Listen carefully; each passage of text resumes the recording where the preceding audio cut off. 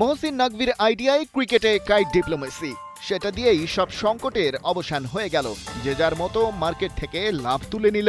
Disney Hotstar পেল record সংখ্যক audience, কারণ দিন শেষে ভারত পাকিস্তান ম্যাচটা ঠিকই হলো। কলম্বোর মাঠে চড়া দামে টিকিটের বিক্রি হলো।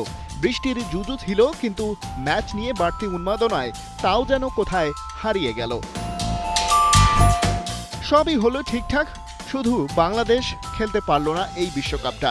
টিভি স্ক্রিনের সামনে বসে ক্যাপ্টেন লিটন দাসের মন খারাপের কাল গুছিয়ে আনা একটা দল ঘরে বসে গেলে হঠাৎ কেমন লাগে সে তো যার হয় সেই জানে।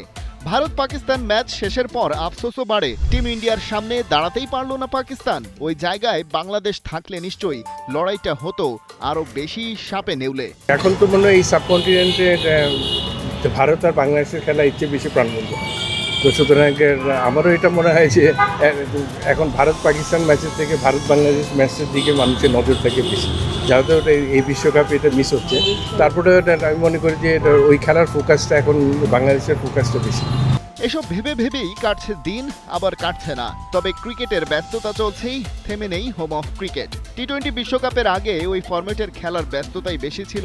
এবার টাইগারদের সামনে ওয়ানডে বিশ্বকাপ, সেটার প্রস্তুতিও তো শুরু করা দরকার। 50 ওভার বিশ্বকাপ আছে, এই প্রিপারেশন এখান থেকে শুরু হবে। আর বিসিএলটা সবচেয়ে বড় জিনিস হলো যে এবার আমরা জাতীয় খেলোয়াড়দের যে পুলের যে খেলোয়াড় আছে সবাইকে একসাথে পাচ্ছি। কিন্তু 2027 বিশ্বকাপ নিয়ে যখন আলোচনা হচ্ছে, তখন সামনে আসে সাকিব আল হাসান প্রসঙ্গ। কারণ সেই আসর দিয়েই ক্রিকেটকে বিদায় জানাতে চেয়েছেন তিনি। বাংলাদেশের ইতিহাসের সেরা ক্রিকেটারের সাথে বিসিবির আলাপ চলছে সেই পথেই। এটা সিলেকশন প্যানেল এবং টিম ম্যানেজমেন্ট ঠিক করবে কখন ওর ফিটনেসের কী অবস্থা, ওর কী অবস্থার মধ্যে আছে, ওরা ডিসিশনটা নেবে।